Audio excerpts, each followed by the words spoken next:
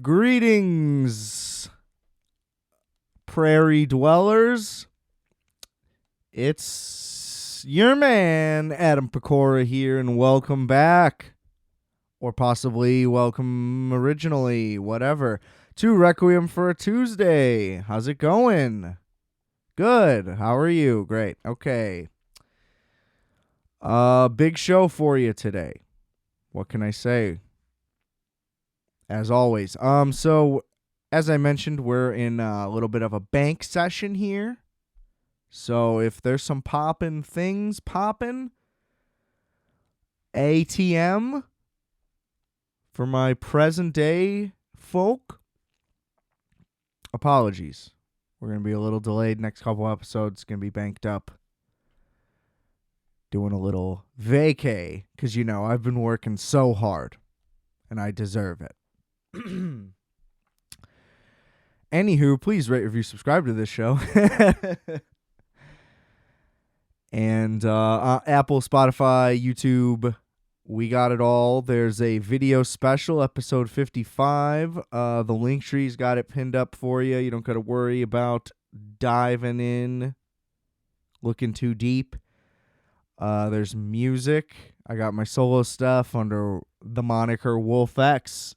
There's a video on that same channel. Multiplex got things cooking. Masters are sounding fire. And more details to come on that. It's very exciting. But yeah, for this old boy, doing it big. We're on Stitcher.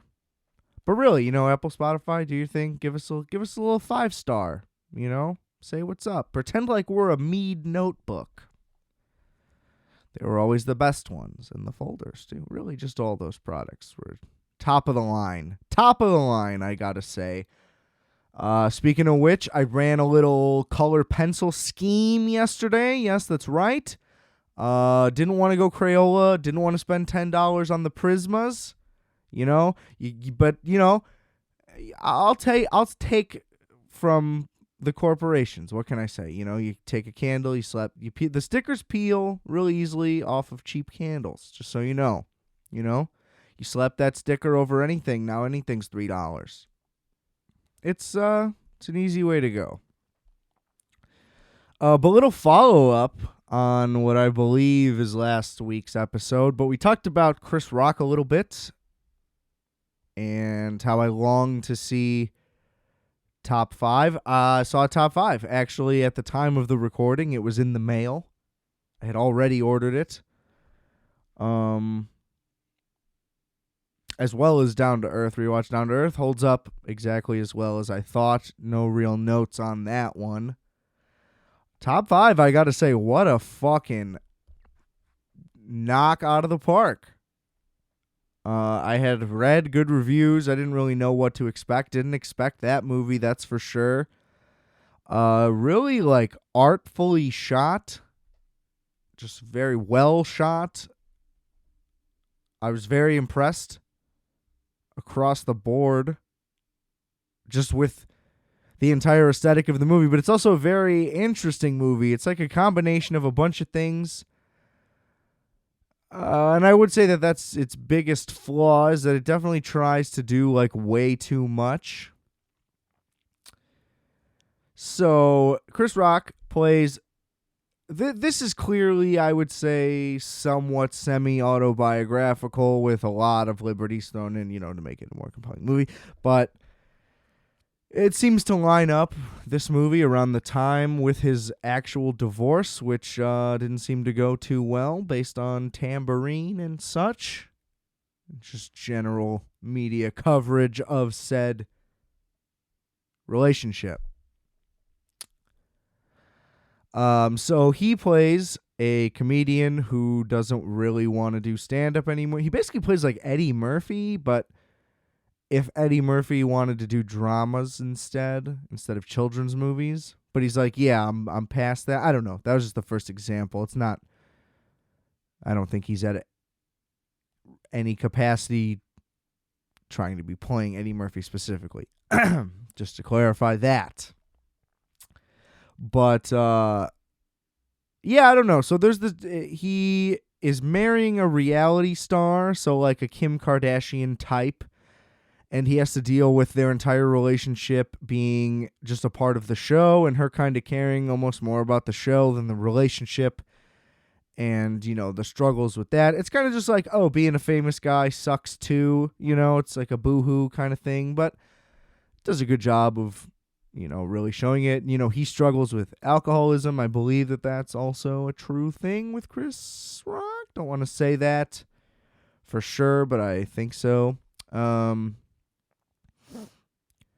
And yeah, it kind of takes place in the course of one day. He's being interviewed by the New York Times. The reporter's Rosario Dawson, so I mean, what a treat for everyone involved. She is an absolute angel. And really just the entire cast of this thing is just a knock out of the park, top to bottom. I mean, it's just star after star. Chris Rock was either like, hey, I'm calling in all my favors, but either way, he's got who wouldn't want to be in the Chris Rock movie, so I don't think that there's very many favors. The only favor was probably Seinfeld, which I'll get to in a second.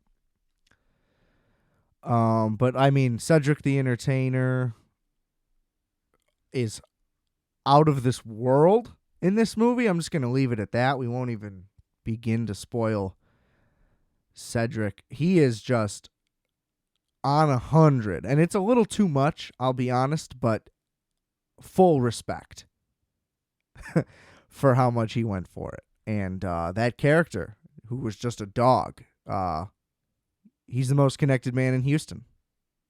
What can I say? But I mean, Leslie Jones, Tracy Morgan, who else? The guy from the 40-Year-Old Virgin, the only one that didn't become really famous afterwards. I don't know his name, but sorry to that guy. But he's good. He was good again. I mean, his fiance lady was played by Gabrielle Union, but I don't care about that personally. But I'm sure that that's a big deal to a lot of people. There was Kevin Hart. J.B. Smoove was like his main guy. He was in it the whole time. And, you know, you got to love that. He was pretty tame, I would say. He didn't really get to cook too much, but that's all right. Anders from Workaholics, who his character was wild. He talk about going on 100. I mean, really, people just walked into this movie and just, I mean, stepped to the plate, bottom of the ninth, 2 outs, and just fucking crushed it. Michael Che was in it. Really just a lot of people, just like a ton of comedians. There was a crazy DMX cameo. But it's really just kind of like this big ode to stand-up for Chris Rock, I would say. I mean, The Cellar is in there. They talk about comedy the whole time, and it just features all these comedians. Not that Down to Earth doesn't too. That's one of the things that I loved about Down to Earth, that he just plays a stand-up. The movie kind of centers around stand-up. Chris Rock kind of just gets to be Chris Rock.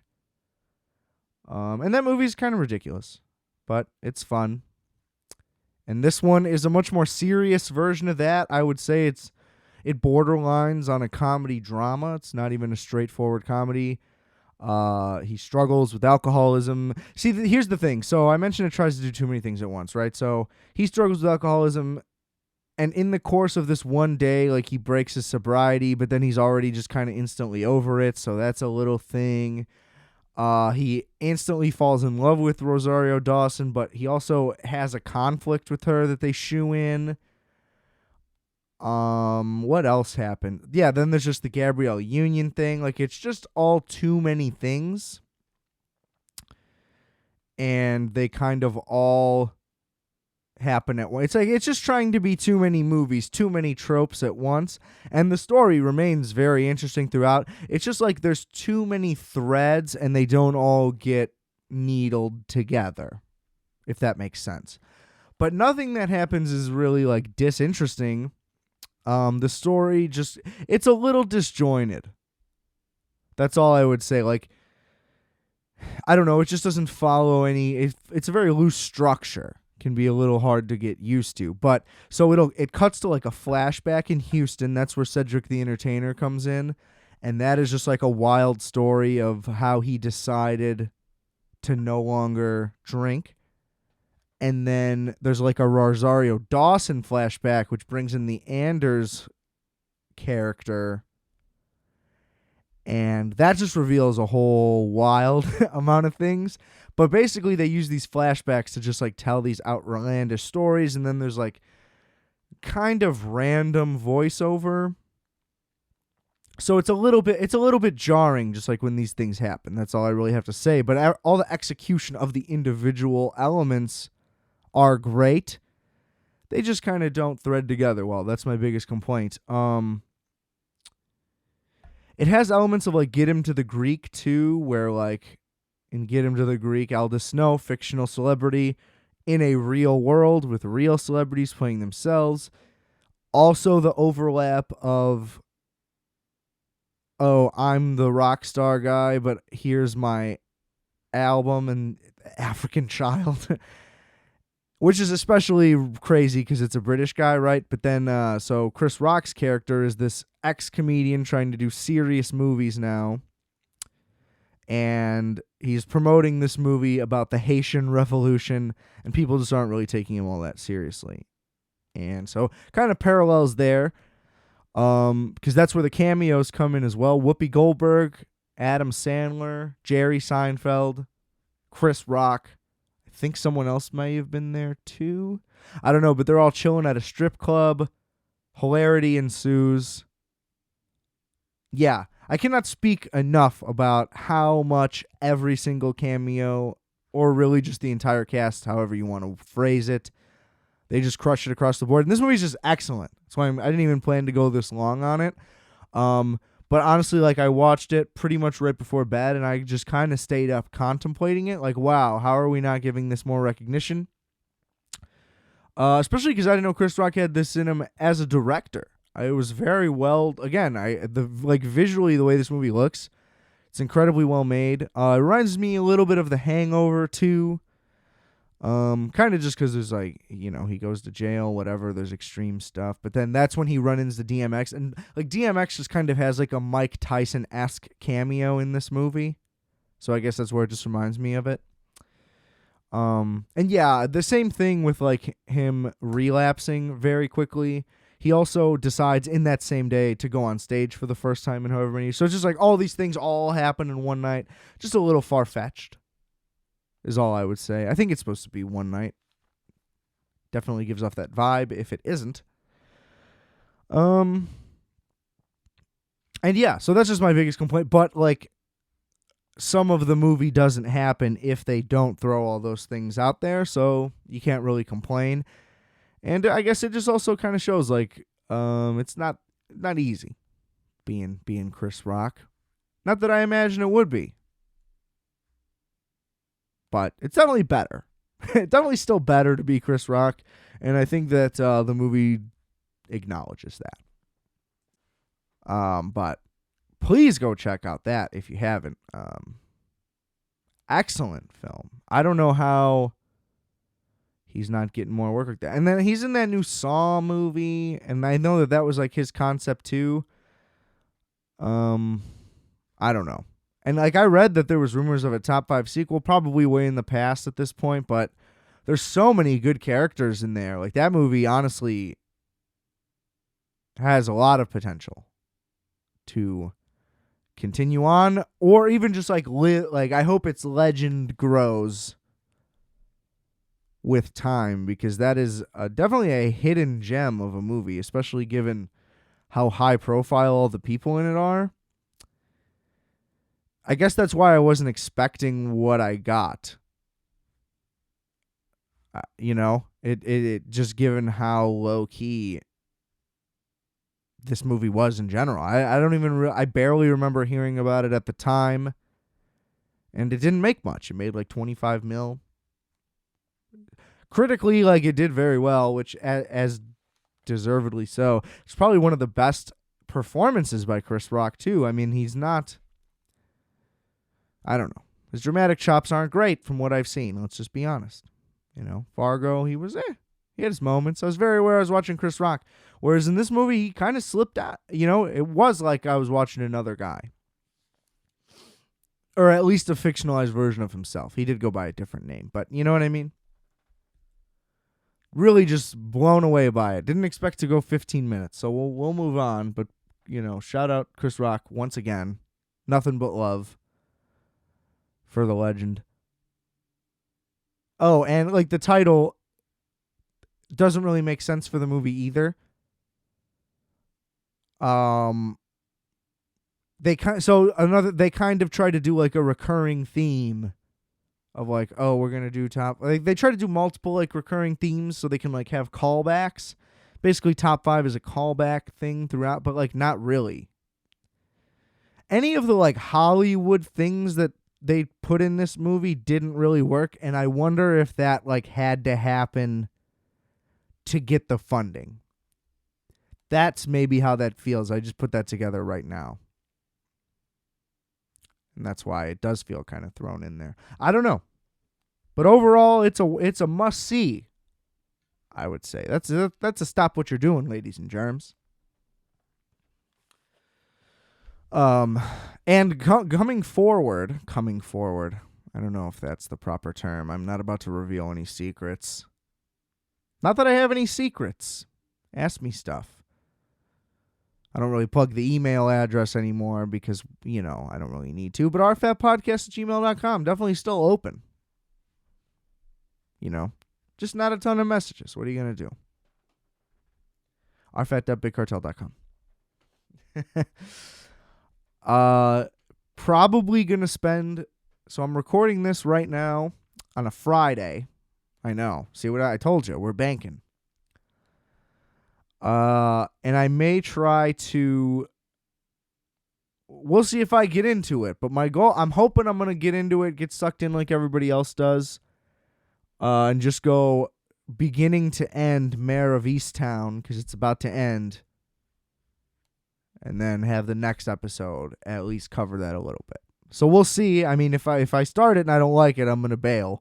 But I have basically been in love with Kate Winslet my entire life, so I think it's safe to say I'll probably stay invested in the story. And also, like, everybody's losing their shit. Seems like it should be great. No reason to see why not.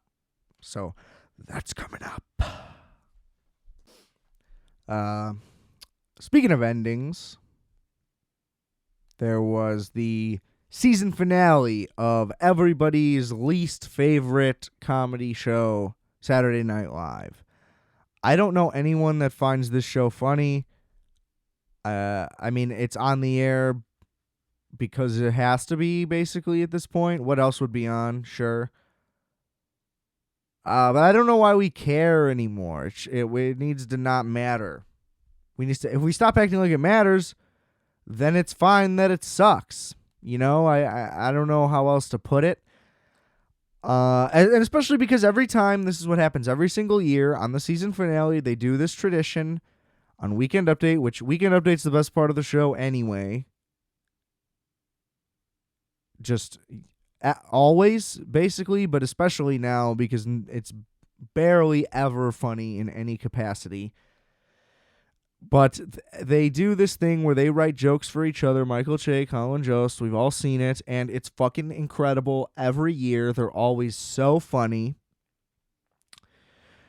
And my point is, like, you obviously couldn't do this every time where you're just, like, intentionally writing such shocking material because it needs the context of, oh, we haven't seen this before, so, like, we're just doing this for each other.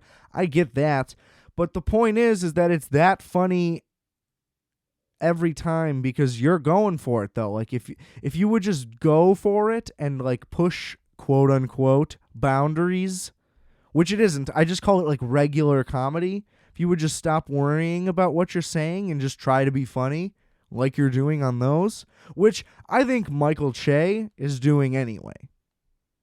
I don't know. It's the brass involved, like whoever you can say, but just based on Michael Che's sketch show that came out on HBO Max, which is excellent. I watched the whole thing in one sitting.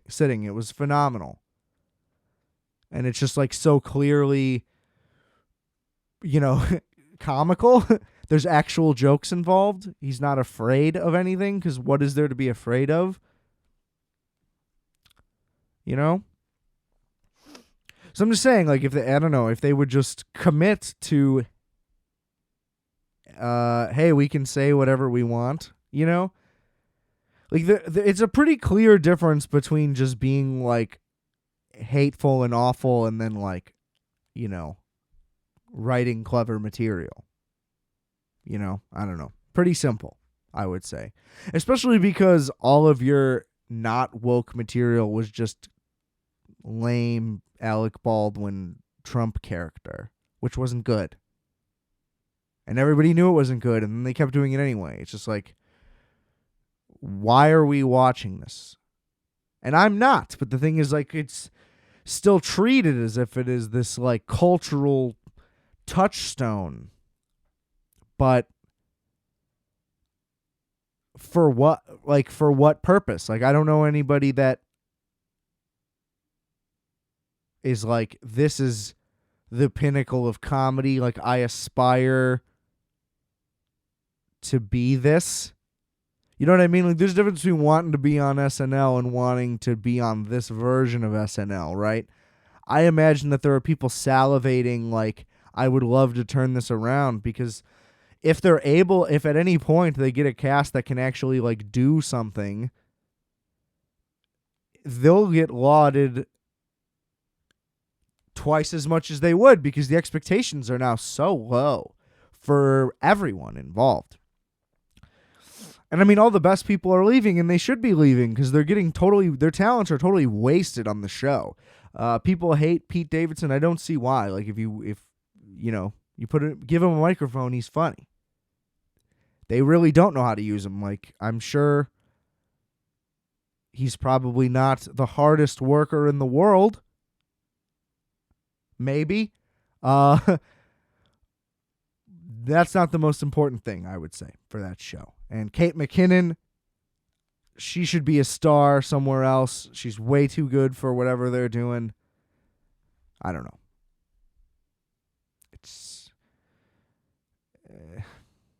It's pretty rough. I'm glad that Michael Che got his own show, because his special was great. And he is just great. Like I said, every time Weekend Update, I'll watch those YouTube videos. I'll enjoy that. Christ. And then, like, it's more painful because at the same time you watch Shane Gillis, who was fired from SNL for just doing what he did. Like, that's what's annoying. It's not like it was a secret. It was his public work that was out there, and the joke he got busted wasn't bad. Or it was bad. It wasn't good, is what I meant to say. But that's it. You shouldn't get... we've been down this road a million times. A million people have. But if you want to watch good sketch comedy, watch Shane Gillis' sketch comedy, because it's good. Or watch Michael Che's show, because it's good. You know what I mean? It's just... fuck improv people. They all have all these yes-anders on there just mucking up the culture. I don't know what that even means. It's just frustrating to see all this praise come on it. Like, look at how good this is. Well, it's like, yeah. Why aren't we acknowledging that in the contrast? Like, oh, isn't this a clear solution to the problem we've been having? Oh, everybody likes this version. Boom. We have a solution. But no, it's just going to be the same shit again, over and over again. And nobody's going to do anything about it. I don't know. Twitter just ruins everything. And that's the thing. I'm not even on it. And that's what bothers me. I'm scrolling through Instagram, looking at all these tweets, and they're making me mad because they're stupid. And it's like, if I wanted to be on Twitter, I'd be on Twitter. Get Twitter off Instagram. It's just not fair, The screen cap feature, we weren't ready for the negative repercussions. The butterfly effect of the screen cap, it's really just demoralizing for the future of all platforms, because what's the point of any of them then if they're all intermingled? Really, I don't want your thought. I don't care what you think. Random people, you know, just some guy says a dumb thing and it ends up on my thing, and it's just like, I don't like any of that, and I get why you want to argue back, and that's the whole purpose, but it's just like, if we just don't do any of it, I don't know. That's my Twitter rant. Delete Twitter. End it. I'm over it. Cancel Twitter. That's what we should do. You guys want to put your fucking powers to the test? Cancel yourselves. End it. Delete your fucking accounts. Jump off a bridge. But on a, I guess, lighter note, speaking of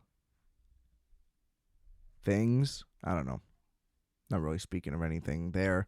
NBC, HBO Max, and such. Things that have come to an end. That fucking Friends reunion. Boy, do I have some thoughts. So for full clarification, I will say that in my not early, but in my childhood, Friends was my favorite show at one point in time. Maybe like 3rd to 6th grade, roughly. Maybe middle school. I can't pinpoint it. Had the complete series on DVD. Had to save and save and save. There were no way to stream it at the time, you know. Had to catch the WGN episodes. So it was a tough time.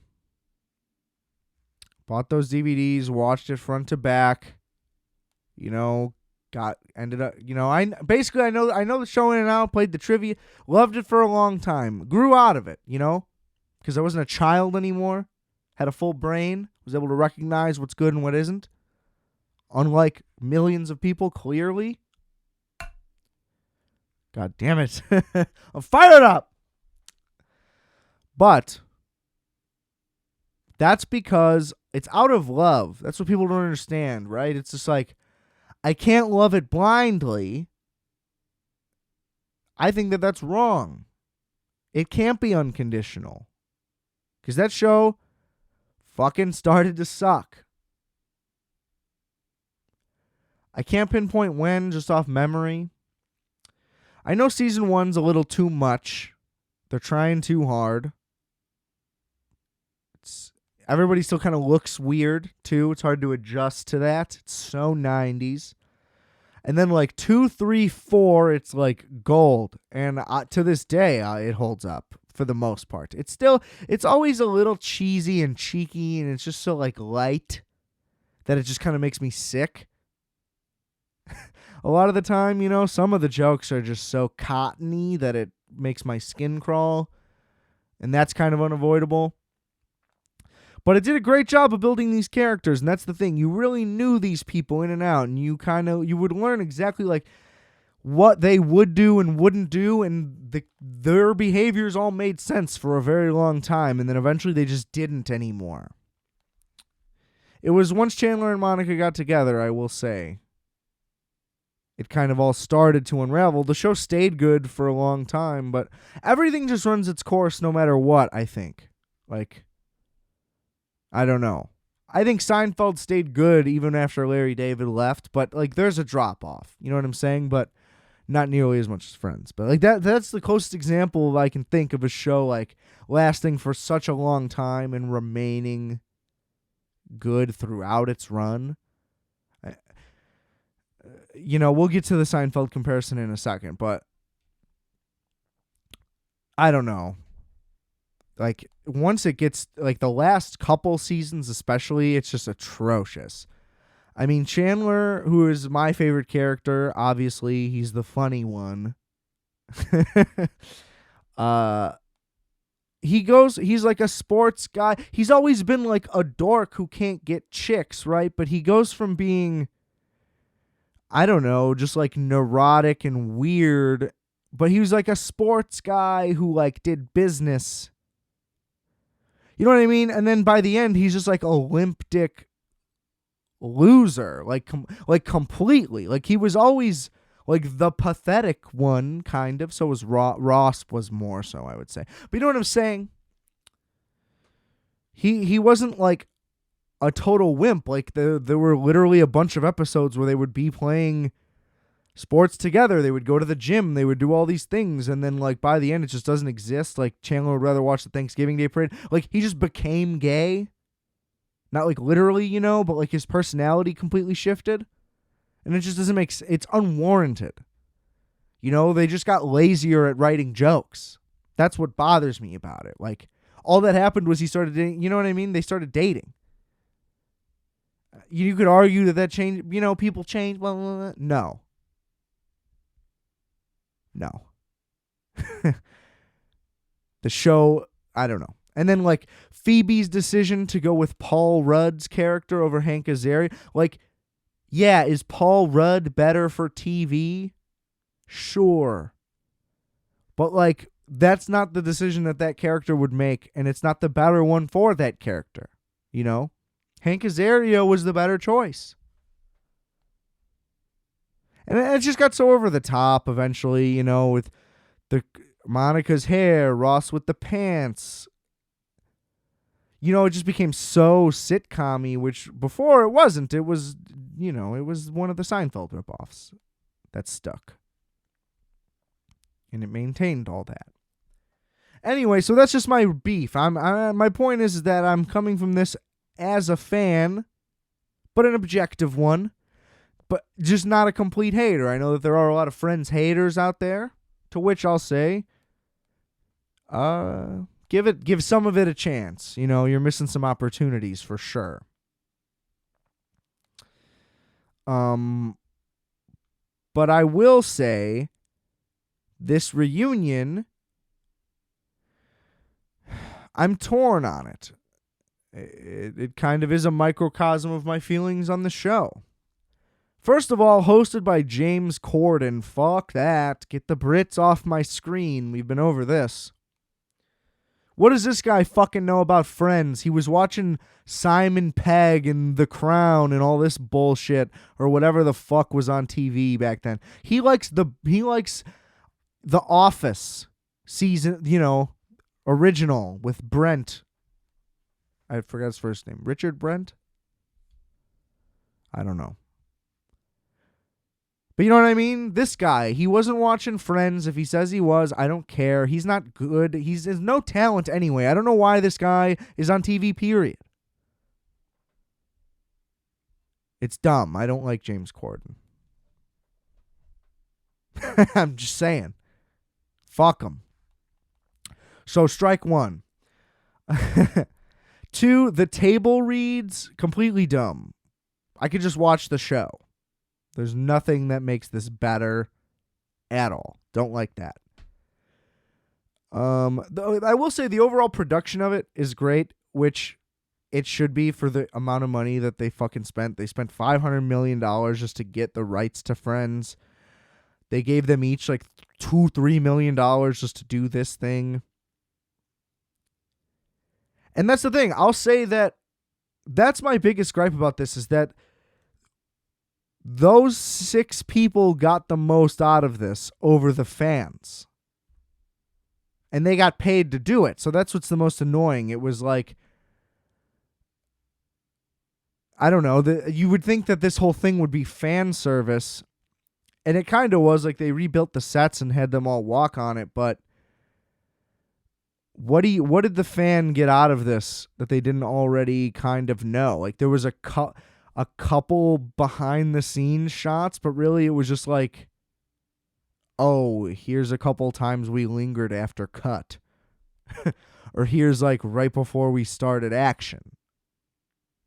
It's like, oh, these are nice little touches. Like the whole thing was sizzle. There was no stake involved at all. They do a Q&A part, but they don't let everybody answer, and nobody elaborates on answers, and there's no follow-ups to any of the questions. Because it's basically just a late-night interview, right? That's why they got fucking James Corden. It's like, I mean, obviously, like, the extreme answer is put all 6 of them on Rogan and have them hash it out for 4 hours. It would be a lot better. Now, I know that that's not going to happen, right? But that would be the best. But we need some medium. It's just like all of it was pointless. Everybody that got a guest star cameo thing in the reunion, it was literally like, oh, somebody pops out from behind a door and then they just wave and smile and then they walk off. And it's like, literally, who was that for? It was just for the 6 of them. Like, that person, as far as I'm concerned, like, they got completely embarrassed by the way this looks. Like, all these people just literally walk in, smile, and wave. So you get to take time out of your day to do this? You know, like Thomas Lennon, like a Reno 911 reunion wouldn't be a big deal. I know that they did their shitty Quibi thing. But you know what I'm saying? Like, he's not famous. I know not to Friends level. But to act like that guy's not like a famous guy. They had Elliot Gould there and the mom. Sorry, I don't know that actress's name. But you know what I mean? And they're there for like 2 seconds. Elliot Gould basically just said hello. He looked very old. He is very old. I mean, he's been old. He was old in Ocean's 11. Fucking 18 years ago, whatever. 20 years ago. I think it was 2001. I was thinking of Ocean's 12 there. But you know what I mean? Like, what? You're dragging this guy out there? And this was done during COVID. This poor old man? Pre-vax? He doesn't even get to talk? And it's just like, how long was the rough cut of this? Because if it was like 8 hours long, why don't we just get to watch the whole thing? They must have not done much, is what I gather. Because it's like, why cut this short? Wouldn't, like, clearly that they're aware, being this deep into the streaming game now, that, like, the more content, the better. So this must have not been very long. You know what I mean? They must have been there for like 3 hours, and they cut it down to 2 or something. And it felt phony, some of it.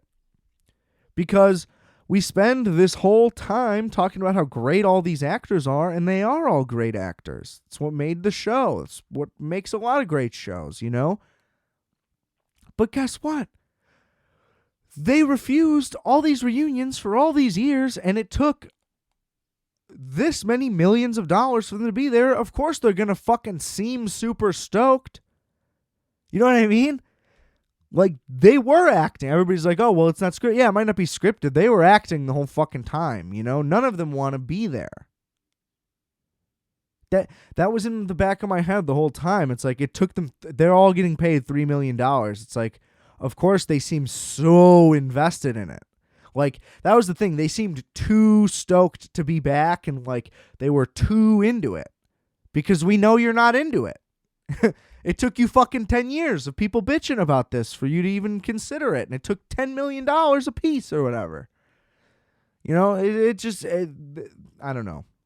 I thought it was clear as day. And the thing was, they're like, there was a moment where they're like, nobody could relate to what we were going through except us. And it just bothered me that the entire time during this whole special, they just didn't even acknowledge that Seinfeld exists. Not the influence on the show, which you could debate, and the creators could say there was none and they'd be lying, but that's okay. But what I'm saying is, to not even acknowledge, like, oh, it was the number one show that, like, then it was us. Like, they act like Friends was like, I mean, sure, it was a big deal and everybody had the Rachel and whatever, but you act like Seinfeld wasn't crushing it at the same time on the same network, I believe. NBC was, like, crushing it, period, at the time. And they just didn't even mention it. And it was just weird that Schwimmer would say that. It's like, oh yeah, Jerry Seinfeld doesn't relate to what you're going through right now, buddy. Think he knows it a little bit more. You know? And it's just the way, that's the thing. That's the way they go about this thing. They don't acknowledge the Joey spinoff. They don't even acknowledge episodes. The show that came way later, done by 2 of the 3 creators, I believe, starring Matt LeBlanc, playing a fictionalized version of himself. With lots of references to Friends and Joey and all of that stuff. And they just don't acknowledge any of that. And it's just like, well, I don't know. I also, the Gunther cameo was nice. It was good that they got him on there. I wish that he was more involved in the series. That was always one of my gripes as the show was going on. But I don't know, like, look, I get not wanting to do a reunion. I get not wanting to ruin whatever you had. And the Friends finale was fine. The entire last season sucked anyway. So, like, yeah, it was an upgrade.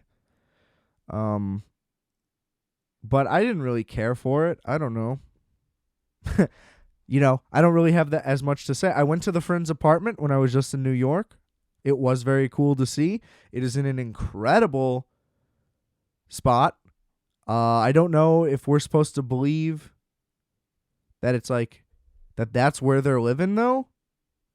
It kind of made me buy Friends less also, like just being in the actual neighborhood. I didn't realize where it was supposed to be located, and that kind of changes things.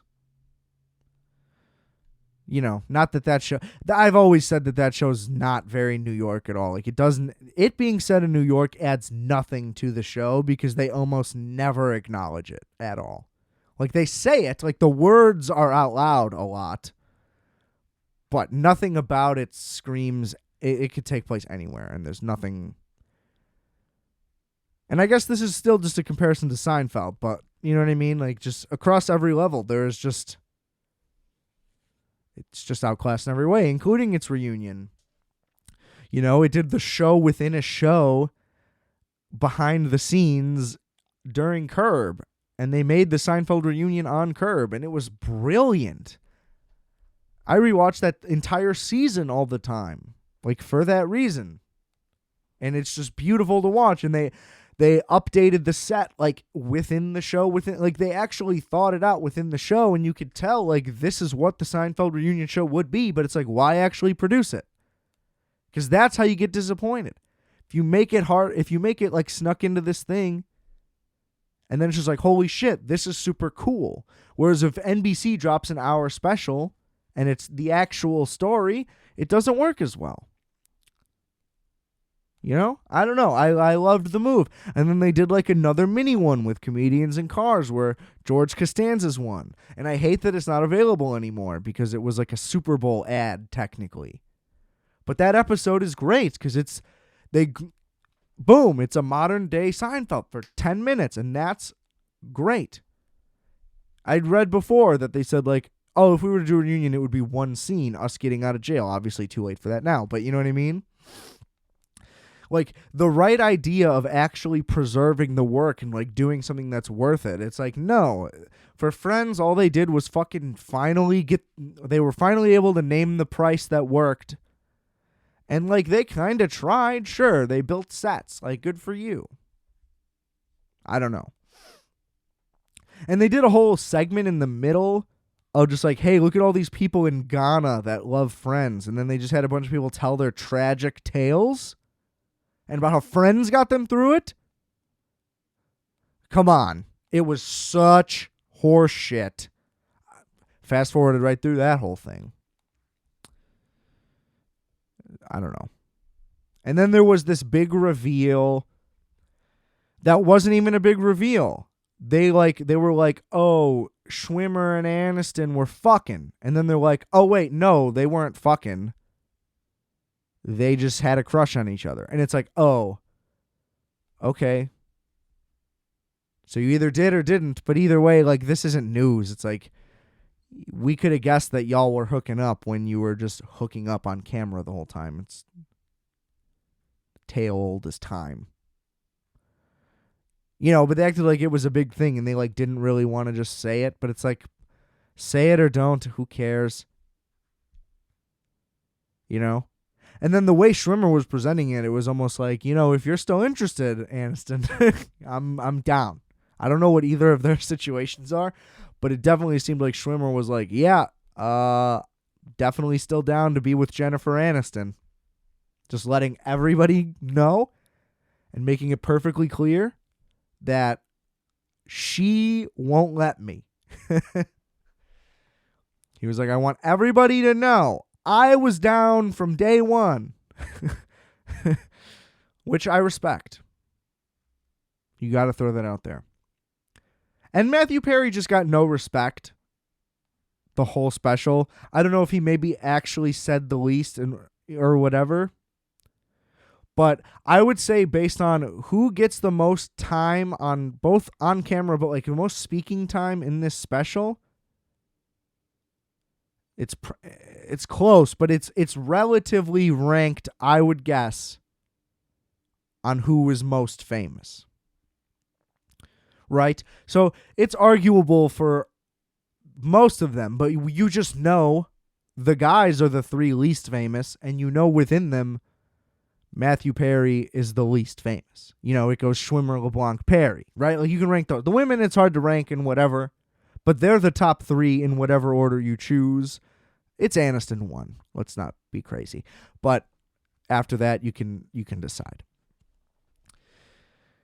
So my point with that is, it's Jennifer Aniston talks the whole fucking time. Again, Rachel is the least interesting character on this show. I didn't even mention that in the beginning either. But the fascination with her is crazy. It's just so weird how everybody's just like, look at the hot person. Aren't they the best? I don't know how those are correlated. We can call her hot, yes. But her character was terrible. And only got worse. Very one-dimensional. And not very funny. That's not her fault. That's the writing's fault. But, you know. But yeah. I just felt like Matt LeBlanc and Matthew Perry did not really get to talk much the whole time. But especially Matthew Perry. And I know that he's been through a lot.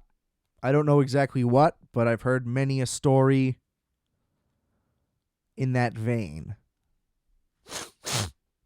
You know, if you catch my drift. If you notice Chandler's weight fluctuation, might give you a little bit of an idea as to what may have been going on over there. Behind the scenes of Whole 9 Yards.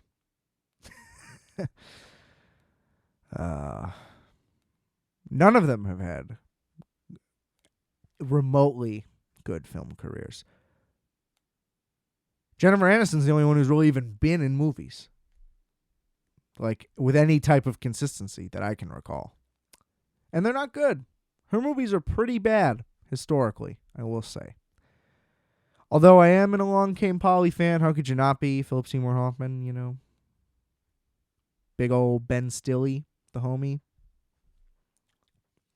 I will say, one of the segments they did was like a trivia type segment based on the one with the embryos, which is far and away the best episode of the show, my favorite, hands down. Where the A plot is Joey and Chandler play trivia against Monica and Rachel. And it escalates as a competition into who gets whose apartment. I just love trivia. Doesn't get much more deep than that, but it's a great episode. The B plot is Phoebe getting her brother's babies implanted in her. It's pretty bad, but, you know, whatever. Giovanni Ribisi, at least, you know, and your girl, Deborah, from that 70s show. What's her last name? Rupp? Is it Rupp? I don't know. You know, they were good, but it's that entire storyline I was never interested in. Really, any of Phoebe's side plots never interested me. Honestly, did anybody's side plot ever really that was always the flaw of the show. Everybody's individual stories always sucked. You know, like the Joey Chandler love triangle was kind of interesting. But that's because it involved two of them. You know? Because, I mean, fucking Jon Favreau wasn't interesting with Monica. I guess Tom Selleck kind of was with Monica, but more so once Chandler was involved. You know what I mean? I don't know. Because once Rachel wasn't with Ross, all of her side stuff would stop being, you know, you can just go on and on down the list. I would really only say Chandler and Janice, I guess. And then Phoebe and David. Again, missed opportunity. So it's just like anytime this show got something right, they then turned around and fucked it all up. I don't like it. But I guess it was never really going for this show was never striving to be the quality comedy show, I guess. Maybe that's my problem. It wanted to be the family fun half hour or whatever. I don't know. They just all became caricatures of themselves by the end. I don't know how we're supposed to be that invested in that. And then let's just like the adoption side plot, Tulsa, Oklahoma side plot. It's like, what are we doing? You know, it was just like such outrageous things. And then like the things that would happen and it would just be so crazy. Whereas like before it used to be like, oh, this relationship got weird because of a thing. You know, we were on a break. You know, the classic thing, right? Somehow that became the most enduring classic moment of the show, didn't it? But it's just like, yeah, it was a pretty basic, like, human situation that happened. But then at the end, like, you know what I mean? Chandler works in Oklahoma because he fell asleep in a meeting. Like, that's where we're going? How do you get that broad? That's just what I'm saying. It's just diverted. Turned into the Big Bang Theory. I don't know. Not even. It's just disappointing. But, like, you know, I just keep dogging on it. I get it. But the later seasons do have their moments. Like, Barbados was great. And I don't know. I think they just fell victim to their own popularity. The money became a thing. I know they were all making $1 million per episode at one point, which is just insane. So, like, I get it. I get why it happened, but I don't forgive it. That's the thing. I'm not lenient. I'm like, oh, yeah, but I like 4 seasons. Well, it's like, then you don't like the show. You know? And it would be fine if it was like a majority, like if 8 of the seasons were killer and then the last 2 were a little eh. So I don't know. Like anybody who tells me their favorite show is The Office, it's like, really? 2 seasons are terrible.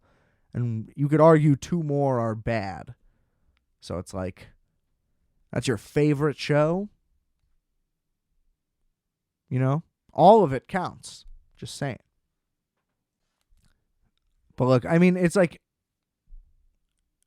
it's not like I wish they didn't do this reunion special. So I will say overall, like, it was successful. It stayed entertaining. As I said, like, brilliant job with the production. Like, they made it feel like a big, grand thing. It felt like they spent millions on it, which is good because if it just felt like a 60 minutes segment or, you know, special on them, everyone would just be up in arms. You know, so they tried really hard, but I don't know. It's just lacking. I don't know. Part of it is just like they wanted it to be so PG too. Like literally like it's beeped out. It's just they want it to be such a global, how do we appeal to every single person? But it's just like, why are you trying to appeal? They're like, they made this special as if people who don't watch Friends will watch it, which they will, I guess. But it's weird. It's a double-edged sword in that. Because they want it to have a broad appeal, but it's also fan service. You know what I mean? That's why I'm conflicted. Like, I don't really understand why they put it out like this, in this very cut, very polished thing, like it's going to be on NBC with commercials, but it's on the streaming service. Like, you can do what you want. They should have at least cut like 2 versions, maybe? I don't know. Because it seems like it's trying to appeal to people who have never watched Friends, while also, like, it clearly wants diehards to be head over heels too, but I don't know how anybody who, like, loves this show would see this and be like, oh, this fills a void in me. You know? I'm also just not really a guy, at least anymore, maybe I'm just washed out of reboots. I'm just so things that you've never heard of are being rebooted, and sometimes for the better. You know, it ends up being a better product, I guess. But it's just like, it's just content for the sake of it. And that's the thing. I don't even like the word content. You know, because that almost implies that it's just here's a bunch of shit. It implies quantity over quality, which I don't like. So yeah, maybe it's just the reboot sickness, but I don't long for shows that are over to come back, at least anymore. I feel like I used to, and then, you know, one or two things came back, and it was like, fuck yeah, and now everything is coming back, and it's just like, well, now if nothing ever ends, we should never be invested. You know, they're basically saying that everything is pointless. It's that same thing. Like, if everything is good, nothing is good. If nothing is ever canceled or no show ever ends and it always comes back, then why do we watch it in the first place if the whole goal is just to do this forever? You know, we always thought it was bad enough, or not, I guess there's no we there, but there's always been comparisons of U.S. television to British television, right? In that they do like 12 episodes max or something, and that's 2 seasons for them, and then there's closure, and then like, yeah, here, Friends, for example, 10 seasons, 200-something episodes. Isn't that crazy in comparison? Yes. Why can't we just let it die there? Now it's like, not only will America let a show run for fucking 15 years and 300 episodes, but then 10 years later we'll bring it back and do it again? It's just like, I don't know. Even if it's good, I guess, like, shouldn't you just want more good? That's a tough argument you're making there, Adam. Thank you, Adam. I don't know. I don't have the answer to that part of it. I don't know. They're bringing Dexter back because they fucked it up. It's also just like, if a show ends, it ends. That's it. You got your chance. I don't know. It's weird. It's not like Family Guy where it's like it got canceled and then they're like, oh, we fucked up. The DVD sales are crazy. Let's bring it back. You know what I mean? It's literally like, just at this point, people are sitting around like, what's something else we used to do? Bring it back. You know? I don't know. Not everything has the stories. I don't know.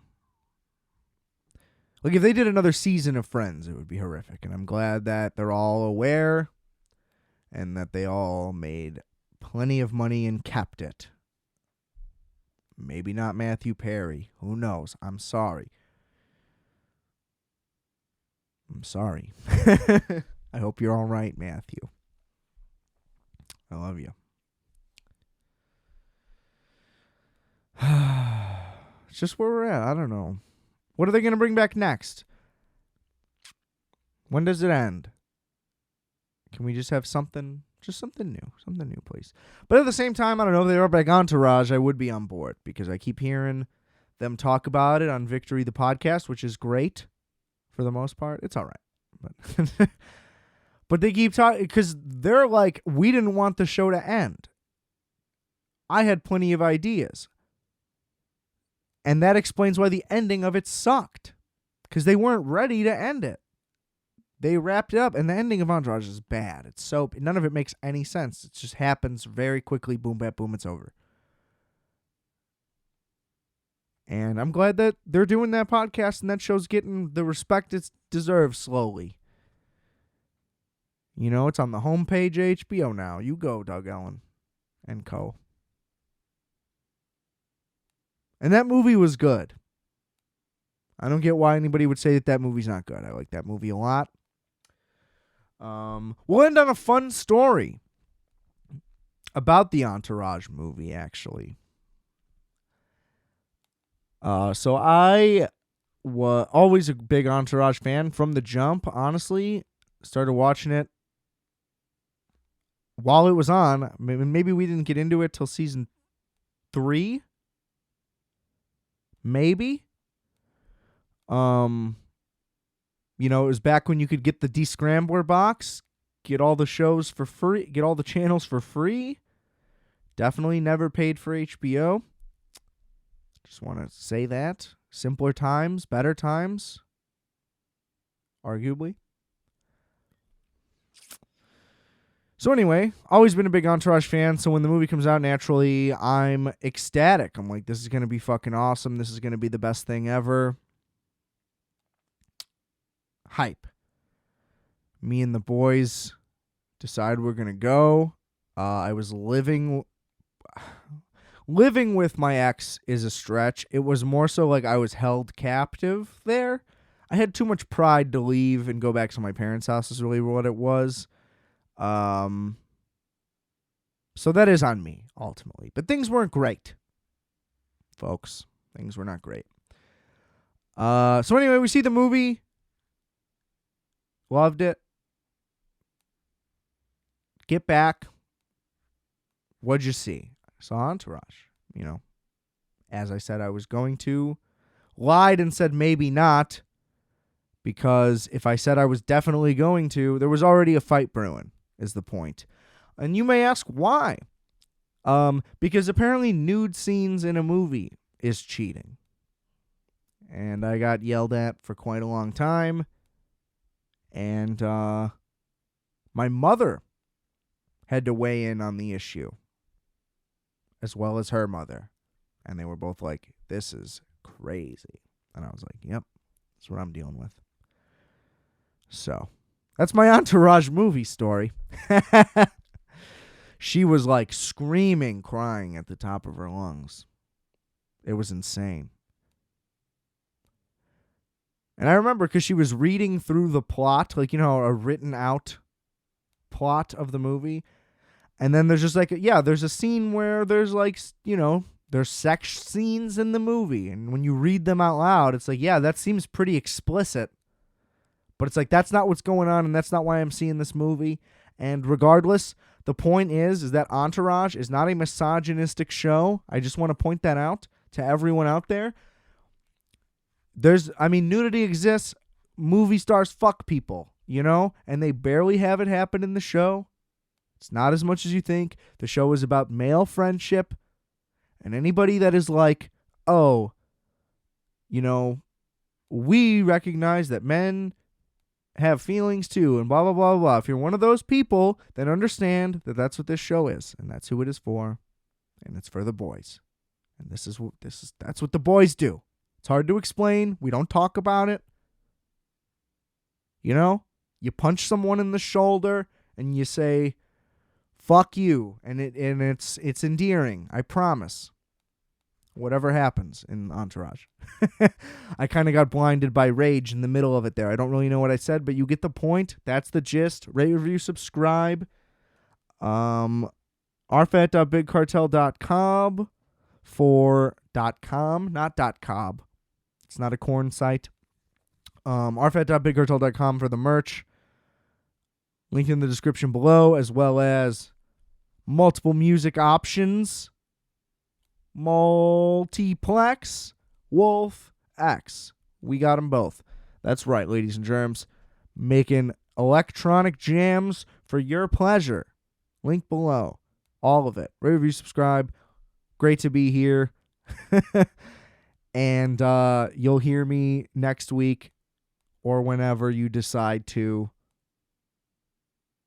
But it'll be banked. So just be ready for that. And remember, I are fat. You are fat. We are fat. Calculator.